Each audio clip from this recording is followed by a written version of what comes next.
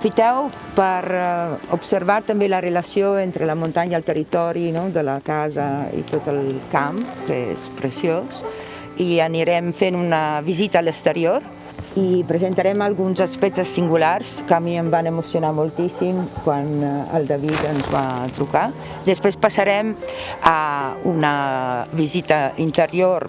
Després d'aquesta petita visita us repartireu aquests grups, escollireu un lloc dels 3 que us presentarem i fareu com una petita anàlisi de la... Sí, solucions constructives, una mica de catàleg del que hi veieu que tingui valor per vosaltres. Quina proposta, si podeu posar-vos en el lloc de ser un equip de professionals que el propietari ha trucat per valorar les seves estructures i fer algunes propostes per la reconstrucció, millora, recuperació d'aquest patrimoni. Jo em dic Gabor i soc fuster d'estructures, però inicialment em vaig formar també com a arquitecte a la Facultat d'Arquitectura i això són uns coneixements que sempre són benvinguts dins de l'ofici de fuster d'estructures per a nivell de poder aprofundir i també poder dissenyar i calcular projectes de fusta.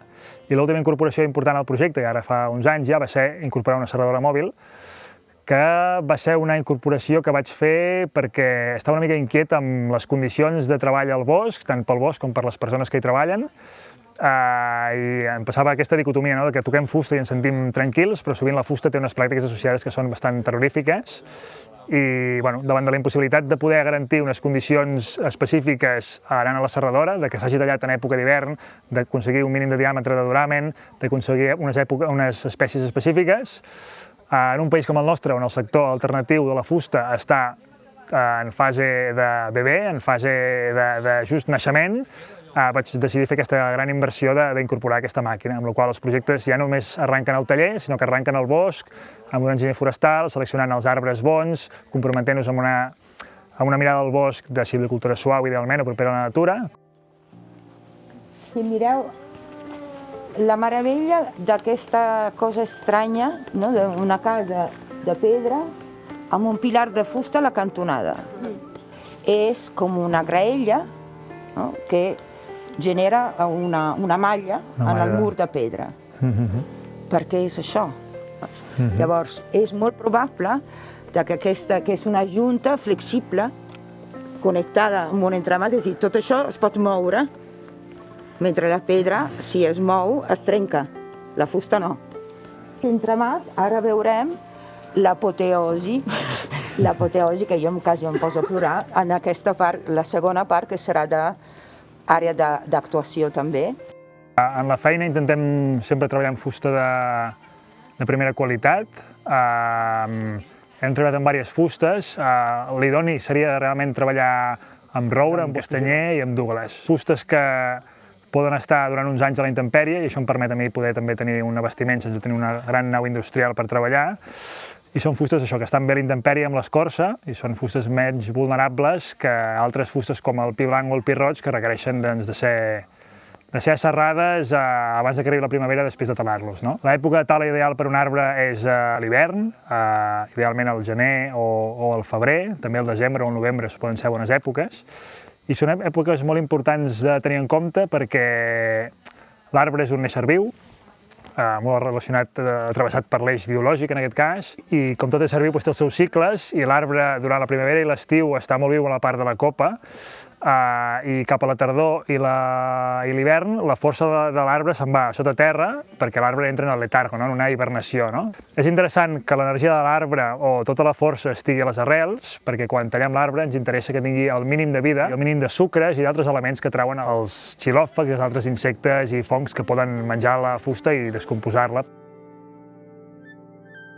És molt comú en aquests exemples de patrimoni veure una situació complexa de tècniques que es barregen. Així com es barregen espècies de fusta, també es barreja la pedra amb la fusta, amb la terra, amb el fang, amb la calç. Tot en un conjunt més complex, com el nostre cos, d'alguna manera. En quant a les parts de l'arbre, una és el duramen, que és la part més antiga de l'arbre, seria quasi com el cor de l'arbre, i després hi ha l'albeca, que és la part per la que circula actualment més saba, que és la part més recent de l'arbre.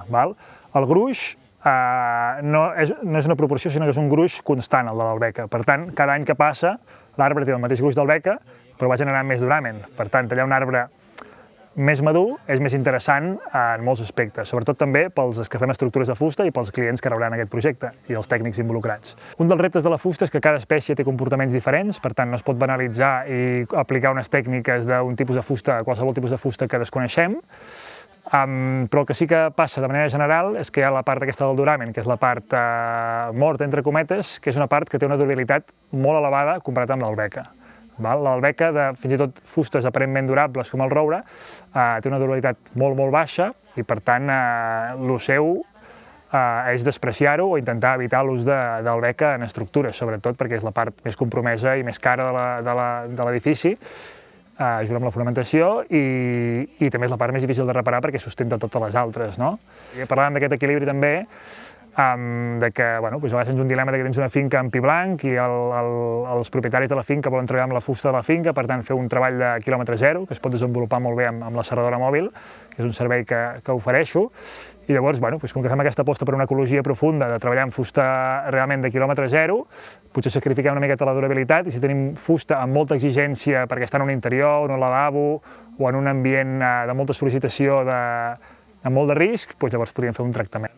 La part que és la mare dels ous, tant de les bones solucions com dels problemes, és el càmbium. El càmbium és la part creadora de l'arbre, és on hi ha les cèl·lules creadores. I cada any el que fa el càmbium és crear una capa d'escorça cap a fora i una capa de fusta cap a dins, que s'incorpora a l'albeca mentre l'albeca cedeix un anell cap al duramen. Com que el càmbium genera vida, és també on hi ha els sucres que passen i les parts que trauen els insectes i els fongs dels arbres. Amb la qual és molt important, en espècies sobretot més vulnerables, que just al talar l'arbre també es pugui retirar el càmbium. Hi ha diverses coses que són poc habituals, que podrien ser-ho més, però no sempre hi són i que són interessants. Aixecant el cap cap a dalt, sobretot. És un punt molt interessant, no? L'ordre de l'estructura està girat en aquesta planta respecte a la de sobre, no? Ho veieu? La direcció de la jàssera i de les biguetes. I això quina virtut pot tenir? Travar les parets. Travar les parets en els dos sentits, no? Vull dir que molts cops no t'ho pots permetre perquè l'espai és rectangular i llavors prioritzes l'optimització del material, no? Però aquest espai té una proporció tendint al quadrat, no? S'han pogut permetre de posar una jàssera primer en un sentit i després en l'altre. Això és una cosa molt positiva, molt bé. Nosaltres, com que estem en aquest paradigma de treballar en l'ofici en la mesura que podem sempre i quan el projecte ho permet i el client està obert a aquesta realitat, doncs treballem també amb encaixos tradicionals de fusta. És a dir, són unions que funcionen únicament en fusta, en els quals la geometria de les dues peces que es troben permet resoldre les unions, els esforços estructurals, la trobada dels esforços i transmetre'ls d'una peça a l'altra, i sovint també tenim un passador de fusta, una clavilla, que el que fa és bloquejar que les peces es puguin separar.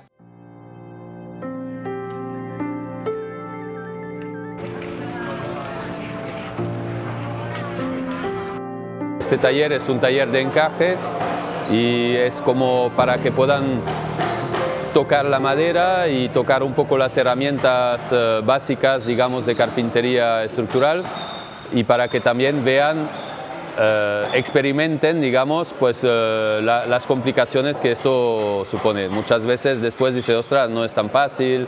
Para los constructores, los paletas, pues dice, uy, hay que ser fino porque muchas veces van rápido a lo bruto. Los arquitectos pues también después valoran un encaje bien hecho porque dicen, no es tan fácil hacerlo bien y es como al final es divulgación, no es un curso para que sean carpinteros, pero es divulgar el oficio y que toquen la madera y que vean lo que es hacer este tipo de trabajo. Cada uno ha escogido un encaje más o menos complicado según sus ánimos. Algunos a lo mejor se han animado demasiado y les va a costar acabar. Otros han hecho uno sencillo que les parecía demasiado sencillo y haciéndolo se dan cuenta que tampoco es tan sencillo y cada encaje tiene lo suyo.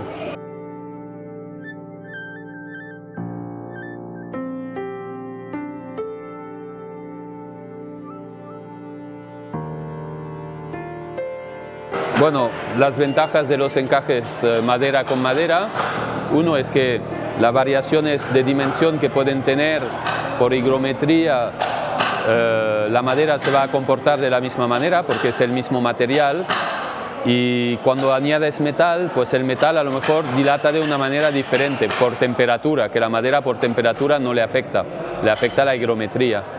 Y después también que al paso del tiempo el hierro, al condensar encima la humedad de la madera, si hace frío el hierro se va a enfriar y la humedad que hay dentro de la madera puede condensar encima, entonces puede haber un punto de óxido en el hierro que después puede afectar la madera y tras unos años o unos siglos, hay veces ves que la unión con metal se ha estropeado más que una unión madera-madera. Esto también sirve, por ejemplo, de entender la madera. Cuando haces el encaje ves que no es homogénea, que en un sentido hay fibra que se puede cortar, que en el otro sentido se raja fácil. Pues el día que dices, ¿dónde voy a poner un bulón o un tornillo? Pues sabes que si lo metes en esta parte, se puede rajar y salir, que en otro sitio a lo mejor no. Por eso el trabajo manual, que es el más cerca a la madera, te permite entenderla mejor y después, aunque a lo mejor con el tiempo acabas trabajando en una empresa donde utilizas un control numérico, pero entiendes el material, digamos, entiendes el material. Después los encajes normalmente no son uniones rígidas, entonces, por eso en estructura triangulamos y siempre intentamos, cuando hay un esfuerzo de tracción, llevarlo a una compresión, ¿sabes? Pero hay algunas uniones que sí, por ejemplo, si tuvieras que alargar un tirante de una encaballada, pues son uniones que trabajan a tracción. Y todos los encajes tienen que estar bien ejecutados para poder ser eficaces. La madera siempre ha acompañado a los humanos. Yo creo que la madera es un material que a nivel de estructural y peso tiene un muy buen compromiso, porque por eso todavía hay muchas cosas que se hacen de madera, porque es un elemento estructural fuerte y ligero a la vez. Yo creo que se seguirá utilizando. Después, el oficio del carpintero, pues es verdad que todo tiende a industrializarse y cada vez las técnicas se pierden, los conocimientos se pierden. Hoy día pues los niños aprenden con el ordenador, si intentan escribir a mano les cuesta, y creo que todo va ligado y que hay cosas como los que lo han hecho en 2D sobre papel, el rigor de dibujar preciso y fino con un rotring, pues da un rigor a la persona también. La falta de formación y la pérdida de la base de los oficios hace que pues, nos giramos hacia algo industrial, que está hecho con una máquina, cada vez hay más robots que pueden hacer cosas y podemos decir, vale, hay máquinas que son capaces de hacer encajes tradicionales, pero el encaje tradicional es, la primera cosa es mirar la madera, entenderla, y ahora los carpinteros no saben qué encaje hacer. El carpintero que no tiene una máquina de control numérico porque valen muy caros, se compra un fresoline, una plantilla de aluminio para reproducir los encajes que hace la máquina. Y hay muchas uniones más fáciles de hacer a mano que han servido durante siglos y ahora están imitando el control numérico a mano. Entonces, dices, hay veces la máquina es contraproductivo también, no sé, es como... El hecho de trabajar a mano te aprende a ver la madera, te aprende a escogerla, orientarla y decir, mira, la próxima, cuando es un control numérico, meten la viga dentro y el control a lo mejor se rompe la fresa en el nudo y dice, ostras, se ha roto la fresa. Pues no, si tú sabes cómo es la madera por dentro, pues ya intentas adaptar la posición de cada viga o de cada encaje, de decir, no, esta viga la voy a poner en otra posición porque si no el encaje me va a caer justo en este nudo que es duro o en este punto donde la madera tiene una debilidad, le voy a dar la vuelta. La madera también tiene una deformación diferente según dónde se encuentra el corazón de la viga, entonces saber reconocer la viga, el corazón donde está, te da indicaciones de cómo se va a deformar, si esto va en tu contra o a tu ventaja. Podemos ver también en una viga en qué sentido ha crecido el árbol, entonces si pones un pilar, pues nuevamente escoges de meterlo en el mismo sentido que ha crecido porque estructuralmente lo favorece, aunque por cálculo no se contempla, pero un carpintero, pues la orientación de las piezas de madera es muy importante. Parlo en primera persona perquè són projectes que he executat amb les meves mans però res és creació meva, en el sentit que tot ha sigut fruit de l'aprenentatge de l'ofici des de fa segles, sobretot inspirat per l'ofici dels charpentiers de França. Però en aquest sentit l'important és això, és que quan treballem amb mirada tradicional, des del meu punt de vista no hem de crear res de nou, realment hi ha un munt de coneixement i les solucions més perfectes estan en la tradició i en els edificis que ens rodegen, llavors hem de fer un gest d'humilitat i d'abandonar aquest instint creador que sobretot a les facultats d'arquitectura se'ns impulsa i fer un gest d'humilitat, de reverència als oficis que ens brinden solucions per totes i cada una de les situacions en les que ens trobem. És a dir, jo he anat evolucionant de diferents paradigmes i estic intentant caminar una miqueta cap a un ofici des d'una mirada tradicionalista i d'ecologia profunda i de creixentista, però és un camí llarg perquè no només l'he de fer jo, l'han de fer també els clients, els arquitectes amb qui treballem, els que treballen a Bosch, i tota una cadena que ha d'anar arrencant. També amb els clients i propietaris sempre un joc, un diàleg en positiu, busquem un equilibri entre l'economia, els recursos, la feina al taller i tal. Que és molt important, amb tots els recursos, que en fem l'ús més noble possible sempre, i més si són materials, ja que ja per si són nobles.